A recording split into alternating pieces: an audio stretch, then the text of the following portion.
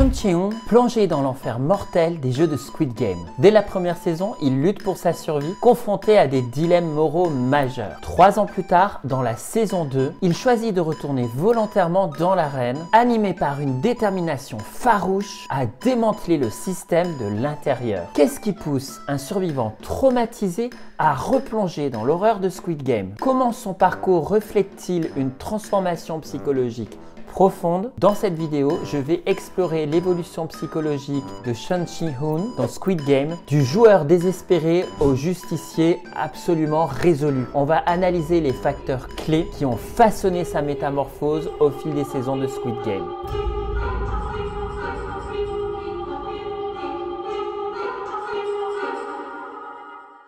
Ji-hoon réside dans un quartier de Séoul, en Corée du Sud. Il vit avec sa mère âgée qui souffre de diabète. On voit ça dans la première saison. Et il entretient une relation distante avec sa fille, dont la garde est confiée à son ex-femme. Et donc cette dernière, elle envisage de déménager aux États-Unis, ce qui accentue le désir de Ji-hoon de rétablir sa situation pour rester présent dans la vie de sa fille. Là, je repose un petit peu les bases de la saison 1 pour qu'on puisse comprendre l'évolution psychologique qu'il a eue. On sait que 10 ans avant le début de la série, Ji-hoon avait un emploi dans l'automobile, mais il l'a perdu en raison de licenciements massifs. Et donc depuis, il a enchaîné les petits boulots, notamment en tant que chauffeur, mais on voit qu'il peine à subvenir à ses besoins. Et on voit qu'il a une addiction dans les jeux qui aggrave sa situation financière, notamment auprès des banques et des usuriers envers qui il a emprunté de l'argent. Et donc c'est une spirale descendante qui le conduit également à emprunter de l'argent à sa mère pour éviter les créanciers. On voit que vraiment il vit dans une précarité constante. Malgré ses défauts, Ji-hoon est plutôt un homme empathique et chaleureux, et il est surtout un peu naïf. Il a un comportement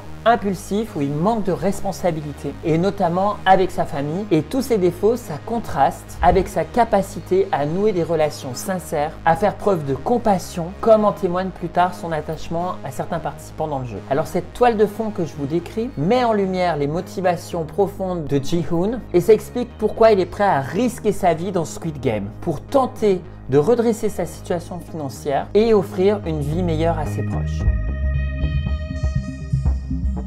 Je vais pouvoir, maintenant que j'ai posé ce cadre, analyser son profil psychologique à l'aide de l'énéagramme. Et dans l'énéagramme, on va voir que Ji-hoon est une base 9 qu'on va appeler le médiateur. Alors, il illustre parfaitement la passion du type 9 dans l'énéagramme qui s'appelle la paresse. Et c'est pas juste une paresse physique, c'est plutôt une paresse psychique. C'est une tendance à éviter les conflits et à fuir les responsabilités. On parle aussi dans la base 9 du mécanisme de la narcotisation, s'endormir plutôt que passer à faire des bonnes actions. Donc on voit que c'est vraiment ce qui se passe pour lui quand il passe son temps à jouer à des jeux. Et donc on voit que dans la saison 1, avant les jeux, d'abord il néglige ses propres besoins et ceux de sa famille, notamment en gaspillant son argent dans les jeux comme je l'ai dit. Et son oubli de soi, qui fait partie de la fixation mentale du profil 9, le pousse à vivre avec passivité, préférant éviter de prendre des décisions majeures. Et malgré sa précarité, il semble aussi détaché des réalités, laissant sa propre mère subvenir et porter seule les grosses charges financières. Dans le profil 9, on voit également la quête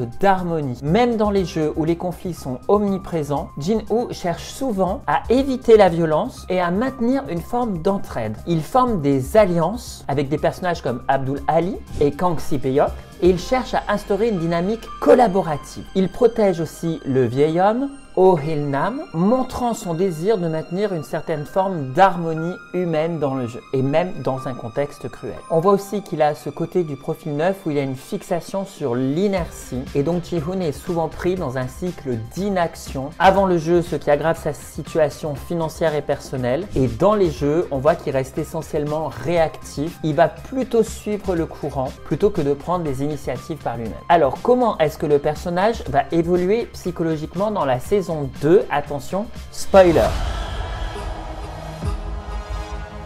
Entre la saison 1 et la saison 2, on voit qu'il y a un passage de l'oubli de soi à une véritable prise de conscience. Dans la saison 1, Jin-woo est marqué par son inertie psychologique, évitant de confronter les véritables problèmes de sa vie. Alors que dans la saison 2, après sa victoire, il est rongé par la culpabilité et le poids des vies perdues, puisque tout l'argent qu'il a gagné, c'est à partir de tous les gens qui sont morts dans la saison précédente. Et donc ce traumatisme agit comme un déclencheur chez lui, l'obligeant à revoir ses priorités. Il passe passe de l'oubli de soi, qui est la fixation mentale négative du profil 9, à une quête de justice. Donc on voit qu'il va développer l'aile en 8, c'est-à-dire le profil à côté, le leader, le justicier du profil 9. Et donc on va voir qu'il va assumer sa responsabilité d'affronter directement les organisateurs du jeu. Et donc on a une transition dans la saison 2 vers l'action chez ce personnage. Contrairement à son profil initial où il suivait plutôt les événements, où il était plutôt passif dans sa vie, Jin-Woo devient un acteur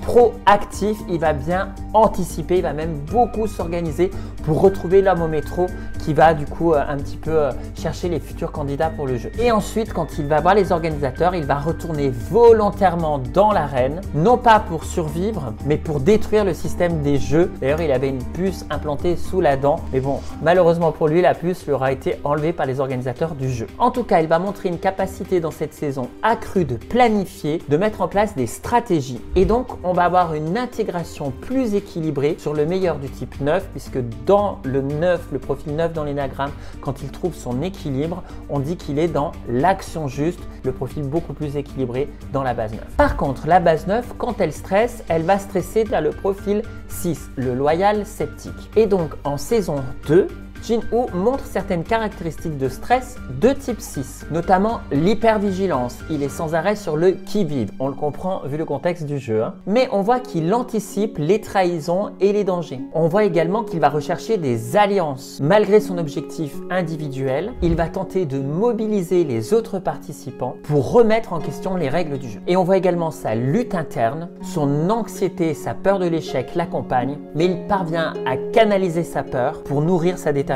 On va voir qu'il va réintégrer toutes les vertus du profil 9 dans cette saison 2 parce que la vertu du type 9 est d'agir avec clarté et équilibre dans l'amour de soi. Et donc il va démontrer ses qualités en prenant des décisions qui sont audacieuses pour protéger les autres et exposer les failles du système. Son retour au jeu n'est plus motivé par la peur ou le désespoir, mais par une cause beaucoup plus grande, reflétant une évolution personnelle significative. Alors quelles sont ses relations et ses interactions dans la saison 2? D'abord avec les nouveaux participants. Jin-Woo agit cette fois-ci comme un mentor, un guide pour les autres joueurs. Il assume un rôle protecteur pour qui veut bien l'entendre. Il essaye d'utiliser son expérience des jeux pour aider les autres à naviguer dans cet environnement mortel. Ensuite, avec les organisateurs, ses confrontations avec le frontman et d'autres figures d'autorité révèlent une résistance accrue. Il ne se soumet plus aux règles de façon passive, mais il les conteste activement. Alors, quel est donc le symbolisme de son évolution? On est bien du joueur au justicier. Jin-Woo n'est plus simplement un survivant, il devient une figure de rébellion contre le système, transformant son traumatisme en une force de changement. Il passe de l'individu à la collectivité, c'est là où on voit vraiment aussi la flèche en 6. Alors qu'il était autrefois centré sur ses besoins personnels, il agit maintenant au nom des autres participants pour dénoncer une injustice systémique. Alors j'espère comme moi que vous avez aimé cette série Squid M. On attend impatiemment la saison 3. Si mon analyse psychologique vous plaît et que l'énéagramme vous intéresse, vous pouvez vous inscrire sur mes formations. Vous pouvez avoir le lien sur le site en ligne. Il y a également des formations en PNL pour devenir coach de vie. Donc vous avez un site sur l'énéagramme Active Énéagramme et Active PNL pour le parcours coach. À bientôt les amis.